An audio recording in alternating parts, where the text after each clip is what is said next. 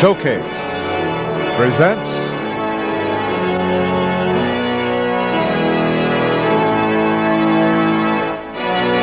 The World of Martin Luther.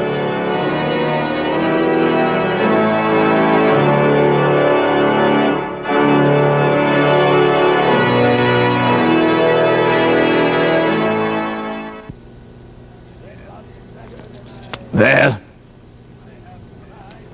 I have appreciated the welcome that I have received in your century. It is better than I usually received in my time. I was often called a son of perdition, a child of hell, in your way of speaking. Well, I was a rebel. I broke with authority. I shattered tradition. But what makes a rebel? What shapes a life? I did not plan to become a rebel. I did not plan to become a priest. My father's dream, and for a time my own, was that one day I become a lawyer, powerful, wealthy, successful. It is not that unusual a dream, either for a father or for a father's son. But destiny plays strange games in the lives of men. My father dreamed that one day I would be a lawyer. Little did he realize that one day I would stand before the tribunal of history and help to shatter a church that had stood for centuries, become a father to an erratic child called Protestant that was to beget other children called denominations, until in the United States alone its progeny would number over 300 denominations.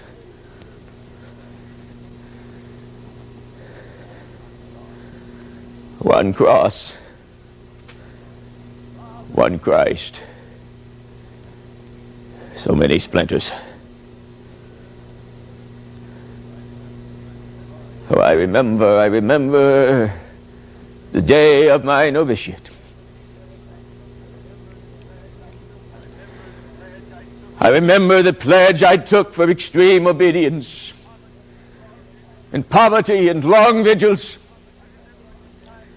I remember deciding that if discipline was the key to heaven, I would forge that key.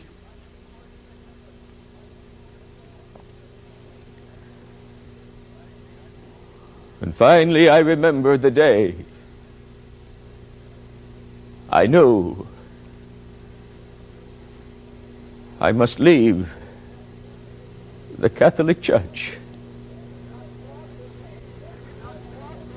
And I did not want to leave the church. I had been in the Catholic Church all my life. I had not been raised to defy the church, but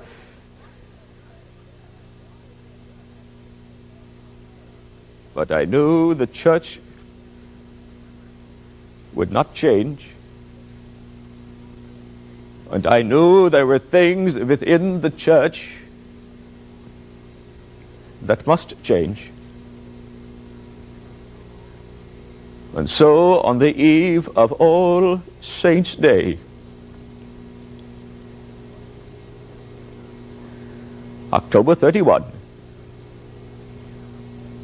the year 1517, I nailed 95 theses to the church door at Wittenberg. Little did I realize that this was a bugle call for religious freedom, but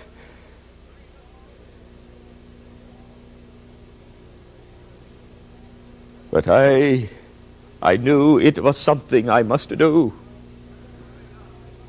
And you may ask, why Wittenberg? And I must reply, because in Wittenberg, on this door, my words would be read by youth from Switzerland, by knights from Prussia and Lithuania, by strangers from many lands, men attracted to my teachings and sympathetic to my cause. After the nailing of these complaints, for this is what they were, I walked along the banks of the Elbe,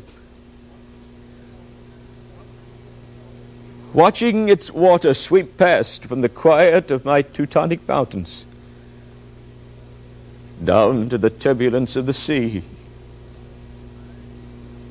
And I knew that I too would be swept from the peace and tranquility of my monastic way of life into the turbulence that only a heretic can know. Well, I had tried all the rules.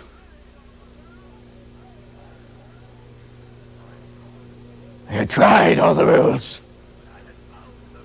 But I had found the rules wanting. And either the rules or Martin Luther was wrong. And I was determined to find out which.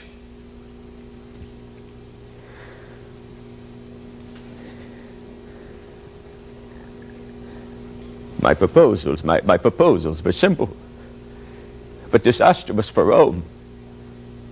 I preached justification by faith. Who could believe this and still buy indulgences? Buy from forgiveness. I claimed the priesthood of all believers. What now of Rome under its hierarchy? I argued that the Bible was the source of truth. What now of the Pope? I claimed that rusty crucifixion nails and splinters of wood became more than symbols. They became objects of worship themselves. Oh, I made enemies, of course I made enemies of knights and priests and nobles and peasants. I left the order of Augustine. And then one day, in the city of arms,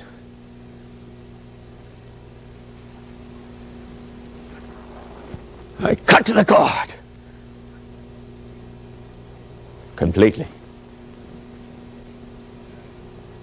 And there before that gathered assemblage I did say, I can no longer submit to the Pope or his councils. It is as clear as the day itself that they have frequently erred and contradicted themselves. Therefore, unless I am convinced otherwise, by logic or scripture, I will not speak against my conscience.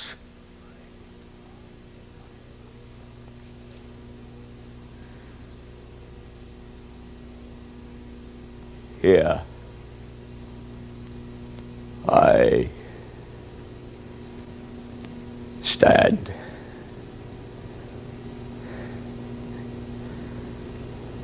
I can do no other.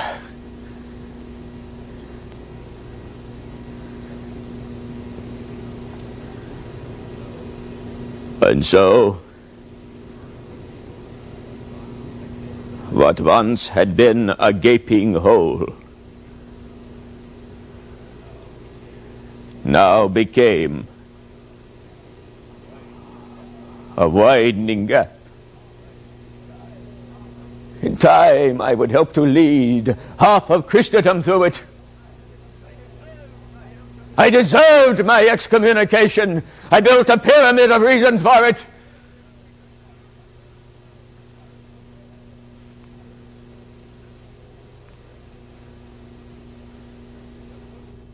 But remember,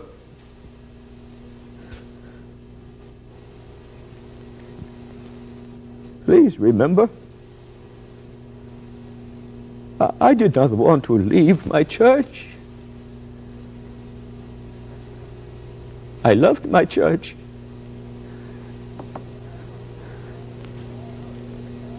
Now I was excommunicated under the ban of the empire, sentenced a traitor, branded a heretic. It was a virtue to give me food, a shelter,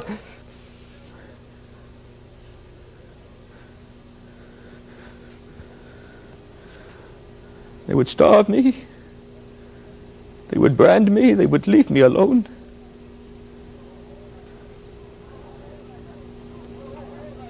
And you know, all I had to do was say, yeah.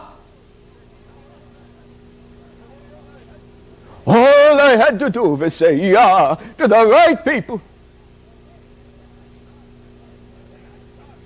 To say, I'm sorry, I shouldn't have said all those things. I take them all back. I will not nail theses to any more doors. That's all I had to say. Oh, it would have been so easy. It would have been so easy. All except for one thing. In the life of every man, there ought to be something or someone in which he believes enough to take a stand. Indeed, I say to you, if you do not believe in something or someone enough to take a stand, then you are nothing.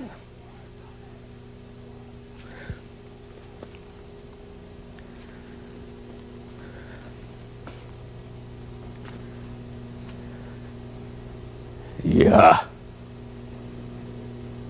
I grew weary,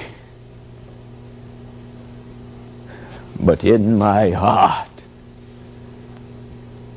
and by my side was my God, the mighty fortress is our God.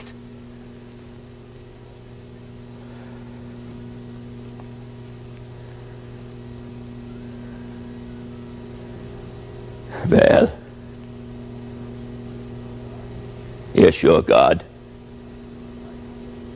a mighty fortress to your days, a bulwark never failing. In your 1970s, in the world of moral midgets, are you a moral giant? The church believes in the priesthood of all believers. Living, believing, and acting in such a manner the church does not become a sleeping giant.